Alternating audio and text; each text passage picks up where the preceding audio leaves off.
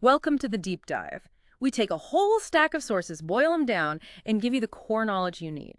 Exactly. It's designed for you, the listener, who wants to get up to speed quickly, really thoroughly, but, you know, without feeling buried in information. We're here to pull out the essence, maybe some surprising bits, the key ideas.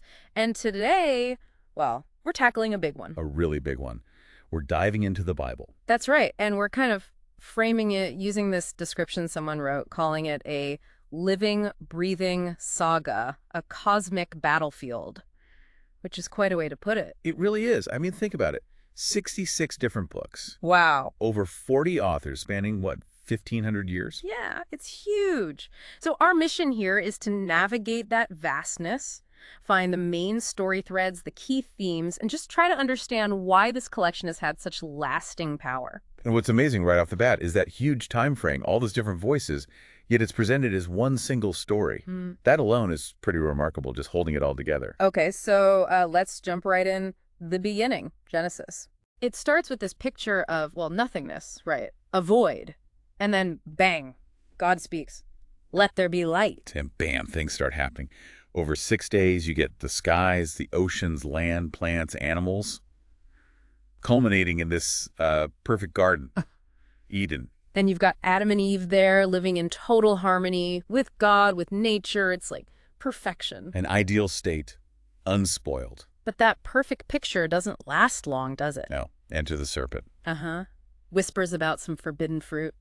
And just like that, temptation, disobedience, sin enters the world. And the consequence is immediate. They're banished from Eden, harmony's gone, chaos starts creeping in. But even right there in that moment of failure and loss, there's like a little hint, isn't there? A subtle promise that maybe this won't be the end of the story. A future hero, maybe? That's crucial, that little glimmer of hope. Even as things go wrong, the story sort of anticipates a fix, a path back. And things go downhill pretty fast from there. You immediately see the ripple effects of sin with Cain and Abel. Yeah, brother versus brother, jealousy, murder, it's grim. And the narrative says humanity just gets worse and worse, more corrupt, until God decides on this, well, drastic measure. The flood. Yeah, it's presented as a judgment, a response to just how far things had gone wrong. Yeah. But it's also an act of preservation. Right, through Noah. Him, his family, the animals, all safe on the ark. It's a restart, a new beginning after the flood waters recede. Hmm. And that rainbow afterward, that becomes this powerful symbol. God's promise not to destroy the earth by flood again. Exactly, a covenant sign. You'd think, okay, lesson learned, right? Yeah. Humanity gets a first start. Well, not quite so simple. Next up, you get the Tower of Babel. Ah, right.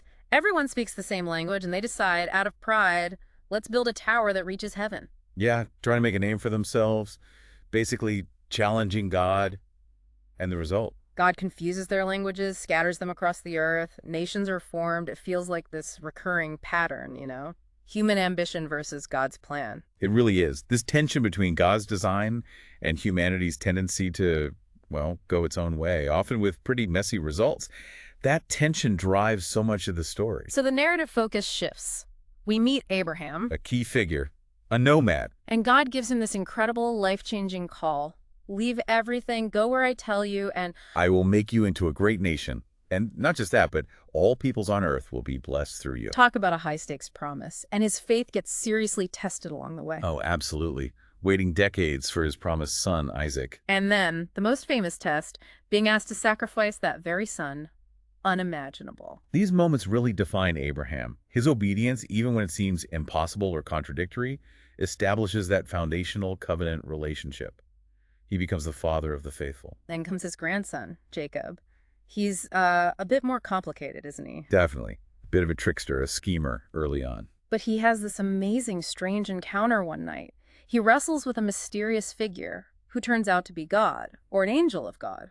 And he walks away with a limp, but also a new name, Israel. Meaning he who struggles with God, which seems fitting. Very symbolic. Yeah. It really captures that intense, sometimes difficult personal struggle in the relationship with the divine that you see throughout the Bible. And Jacob's 12 sons, they're the ones. They become the ancestors of the 12 tribes of Israel. The nation starts to take shape. Now, one of those sons, Joseph, his story is like a whole mini-series in itself. It really is, full of drama. Where favorite son gets the fancy coat, brothers get jealous, betray him, sell him into slavery down in Egypt. But through all sorts of ups and downs, false accusations, prison, he ends up rising incredibly high, second in command to Pharaoh. And because of his wisdom, his ability to interpret dreams, he saves Egypt from a massive famine. And who shows up looking for food? His brothers. The very ones who sold him out. And the climax is his forgiveness. He reveals himself, reassures them, and brings the whole family down to Egypt to survive the famine. It's such a powerful story of reconciliation. And crucially, it explains how the Israelites end up in Egypt. Precisely. It's a fantastic story on its own, but it's also the narrative bridge. It moves the whole family, the nascent nation of Israel, into Egypt, setting the stage for the next massive chapter. Which is Exodus. Fast forward 400 years. Yeah. Things have changed dramatically. The Israelites are no longer guests, they're slaves. Brutal slavery under a new Pharaoh who doesn't remember Joseph. The mood is oppression, suffering, crying out for deliverance. And into this situation steps Moses. Another key figure. A Hebrew baby saved from death, raised in Pharaoh's own palace, but he knows his roots. And then he has that incredible encounter out in the desert, the burning bush. Where God speaks to him, reveals his name, and gives him a mission. Go back to Egypt, tell Pharaoh, let my people go. That's a terrifying assignment, confronting the most powerful ruler on earth. And Pharaoh, predictably, says no, repeatedly. Which leads to the plagues. This escalating series of disasters hitting Egypt. Water turning to blood, frogs, gnats, flies, livestock dying, boils, hail. Darkness. It's relentless. Like nature itself is rebelling against Pharaoh's stubbornness. Culminating in the 10th plague, the death of the firstborn sons of Egypt. But the Israelite firstborn are spared because they followed God's instructions for the Passover. Lamb's blood on the doorposts. That event, the Passover, becomes the central remembrance for Jewish people. Liberation from slavery. And it finally breaks Pharaoh's will. He lets them go. But then he changes his mind again, chases after them. They're trapped at the Red Sea. And then the iconic moment. Moses raises his staff. God parts the waters. The Israelites walk through on dry ground. The Egyptian army follows. And the waters crash back down. Deliverance. It's maybe the most dramatic rescue in the whole narrative. But freedom doesn't mean easy street, right? Now they're in the wilderness. Yeah, tough journey. They run out of food, water. They start grumbling, complaining against Moses, even against God. Which is kind of understandable, maybe. But God provides. Miraculously. Manna from heaven, this mysterious bread, water from a rock. And then they arrive at Mount Sinai, another huge moment. Absolutely massive. This is where God gives Moses the 10 Commandments. The foundation of their law, their moral code. And establishes a formal covenant with the nation of Israel. It's like a treaty. God promises to be their God, protect them, bless them. They promise to obey his laws, be his holy people. It sets them apart, gives them an identity, a structure for their society and their relationship with God. But even with the law, even at the foot of the mountain where they heard God's voice, they struggle. Yeah, the golden calf incident happens pretty quickly. Idol worship, breaking the covenant almost immediately. It shows that tendency to wander. That struggle to remain faithful is a recurring theme, unfortunately. So after Sinai, the goal is the promised land, Canaan. Joshua, Moses' successor, leads the charge. And there are some dramatic victories early on, like the walls of Jericho tumbling down. But taking the land isn't quick or easy, and even once they're settled, it's not exactly peaceful. No, the period of the judges follows, and it's described as this messy, cyclical pattern. Right. The people forget God, turn to idols. Then they get oppressed by neighboring enemies. They cry out to God for help. And God raises up a leader, a judge, to deliver them. Figures like Gideon, Deborah, the incredibly strong but flawed Samson. And then there's peace for a while until the cycle starts again. It highlights their instability, the consequences of breaking the covenant, and how much they relied on God's intervention, often through, pretty imperfect people. Eventually, the people demand a king, like other nations. Samuel, the last judge and a prophet, warns them against it, but God allows it. He anoints Saul as the first king. He starts well, but pride and disobedience lead to his downfall. Paving the way for Israel's most famous king, David. David. From shepherd boy, slayer of Goliath. To military hero, celebrated king, he captures Jerusalem, makes it the capital. It's often seen as a golden age for Israel. But David isn't perfect either. Far from it. Yeah, the whole affair with Bathsheba arranging her husband's death. Serious sin with serious consequences for his family later on. Yet, despite his failings, God makes an unconditional promise to David, The Davidic covenant, that one of his descendants will sit on the throne forever. which becomes a hugely important messianic prophecy, pointing towards a future eternal king. David's son Solomon succeeds him, known for his incredible wisdom. And for building the magnificent temple in Jerusalem, the center of Israelite worship. But Solomon also has weaknesses. His many foreign wives lead him astray. He starts worshiping their gods, building shrines for them, idolatry right at the top. And the consequence: after Solomon's death, the kingdom splits in two. A tragic division, Israel in the north, Judah in the south. And what follows is basically centuries of mostly bad kings in both kingdoms, with a few good ones sprinkled in. Constant struggle with idolatry and injustice. And this is where the prophets become really prominent, figures like Elijah and Elisha in the northern kingdom. Performing amazing miracles, right? Calling down fire from heaven, raising the dead. Yeah, confronting corrupt kings like Ahab and Jezebel, challenging the people to return to God. But the warnings largely go unheeded, especially in the north. Persistent idolatry, social injustice. The prophets warn again and again, judgment is coming, exile. And it does. The northern kingdom, Israel, is conquered by the powerful Assyrian Empire around 722 BC. The people are deported, scattered, the 10 lost tribes. A devastating blow. Oh. And Judah, the southern kingdom, lasts longer, but they don't learn the lesson. More bad kings, more idolatry, despite warnings from prophets like Isaiah and Jeremiah. Until finally the Babylonian Empire comes. Jerusalem is besieged, conquered in 586 BC. And Solomon's temple, the heart of their nation and faith, is destroyed. The people are carried off into exile in Babylon. It seems like the end. God's promise is broken, the nation finished. A real low point, a watershed moment in their history. But even in exile, even in that darkness, there's still hope. Prophets like Ezekiel, also in Babylon, speak of future restoration. And Isaiah, even before the exile, had offered these incredible visions of a suffering servant and a glorious future return, a new covenant. So the hope wasn't entirely extinguished. And we get some amazing stories from the exile period itself. Daniel and his friends in Babylon. Yeah, refusing to compromise their faith, facing the fiery furnace, Daniel in the lion's den, demonstrating God's power even in a foreign land. And the story of Esther, a Jewish queen in Persia who risks everything to save her people from genocide. These stories show resilience, faithfulness under pressure, and God working behind the scenes even when things look bleak. They kept hope alive. Then history shifts again.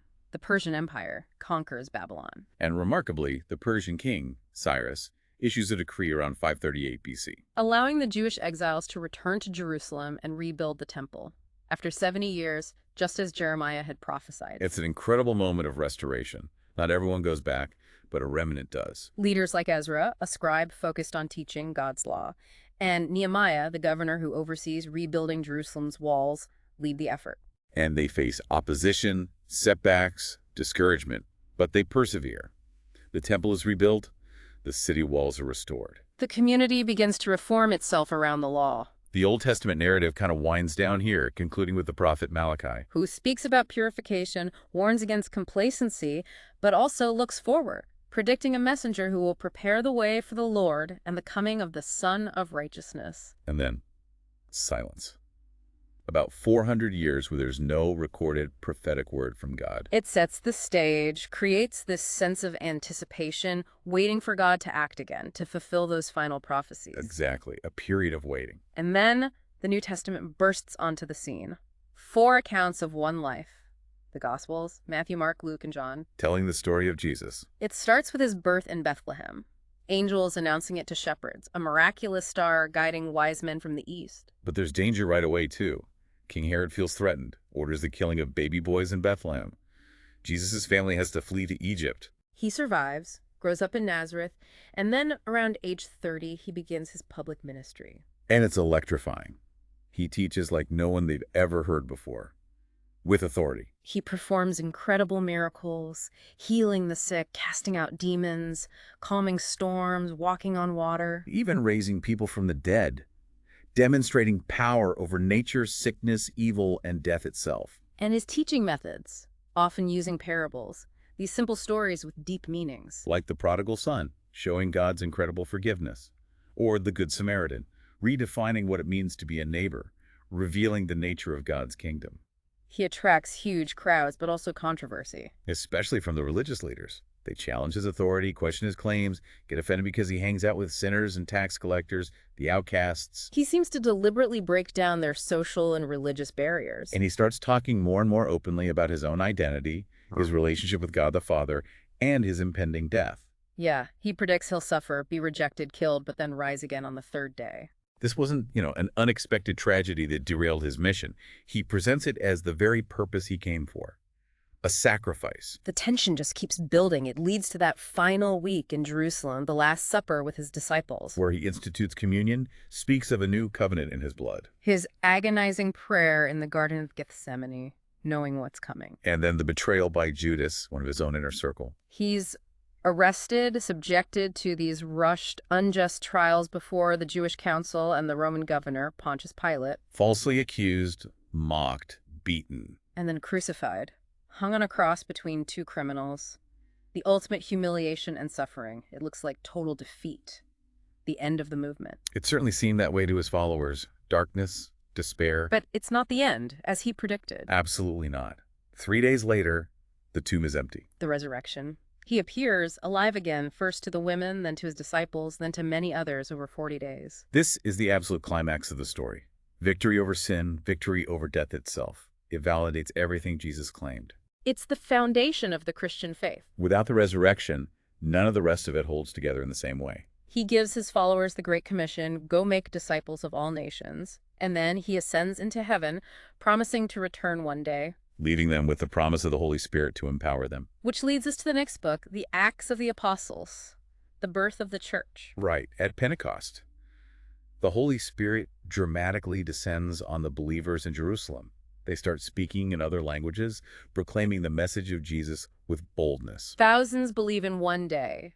The church begins to grow rapidly. And we see key leaders emerge, like Peter, preaching powerfully, and later Paul. Paul. Formerly Saul, a persecutor of Christians who has this dramatic conversion experience on the road to Damascus. He becomes the apostle to the Gentiles, the non-Jews. He undertakes these incredible missionary journeys across the Roman Empire, planting churches everywhere. And he writes letters, epistles to these churches, which make up a huge chunk of the New Testament. Romans, Corinthians, Galatians, Ephesians, all the way to Philemon. What's the main focus of those letters? They explain the meaning of Jesus' death and resurrection, salvation by grace through faith, what it means to live as a follower of Christ, how the church should function, unity between Jewish and Gentile believers, really laying out the core theology of Christianity. So Acts tells the story of the church spreading, and the letters explain the beliefs and practices. Exactly. And there are other letters too, from Peter, John, James, Jude, plus the book of Hebrews, all encouraging believers, addressing specific issues, warning against false teaching. And then we get to the very last book, Revelation. Which is different. Apocalyptic literature, highly symbolic, full of visions. Yeah, John, exiled on the island of Patmos, receives this vision of cosmic conflict, judgments, strange beasts. It can be confusing. It definitely can be. There's a lot of debate about interpretation. But the core message running through all the symbolism. What would you say that is? It's a message of ultimate hope and God's final victory. John sees heaven, God's throne, Jesus as the triumphant lamb who was slain. He sees judgments falling on those who oppose God, but also God's people being protected and sealed. And it culminates in the return of Jesus, not as a suffering servant, but as King of Kings. The final defeat of evil, Satan being bound, the last judgment. And then a new beginning, a new heaven and a new earth. Where there's no more suffering, no more death, no more tears, God dwelling perfectly with his people forever. That's the final vision. Wow. So when you pull back and look at the whole thing from Genesis to Revelation, why does this book matter so much? Why has it had such a profound impact? Well, I think partly because it's not just dry history or abstract theology. It's a compelling story. Yeah, filled with these incredibly raw human characters. You mentioned Noah, David, Peter denying Jesus, Paul struggles. They're not perfect plaster saints. Not at all. They're relatable in their faith and their failures. Right. And the themes it explores, redemption, justice, mercy, love, betrayal, forgiveness, these are deeply human, universal themes. It really does feel like both a mirror reflecting our own flaws and struggles, but also like a beacon offering hope. Exactly. And if you trace that central narrative thread we talked about, God's pursuit of humanity. yes, from creation and the fall in Genesis through the covenants, the exile, the prophets, all the way to the final restoration and revelation. It tells one continuous overarching story, God relentlessly working to restore a relationship with people. And Jesus is right at the center of that story. Absolutely. The Old Testament points forward to him. The New Testament reveals him. Every promise kept, every prophecy fulfilled, it all seems to converge on him as the key figure who makes sense of the whole epic narrative. So the main takeaway, the Bible presents itself as this unified story, despite all its diversity. Focused on God's relationship with humanity, culminating and finding its meaning in Jesus. It's an incredible scope, really, from the dawn of time to the end of time. Its influence on history, culture, art, law. It's just undeniable. Truly immense. Which, after diving into this vast saga, leaves us with maybe a final thought for you, the listener, to ponder. Okay. Considering this huge timeline, these consistent themes of human struggle and divine response playing out over millennia, and this persistent promise of future hope, what might this ancient narrative suggest about the fundamental nature of our own human experience today, and maybe that enduring search we all have for meaning, for purpose, for connection? That's a powerful question to reflect on. Thank you for joining us for this deep dive.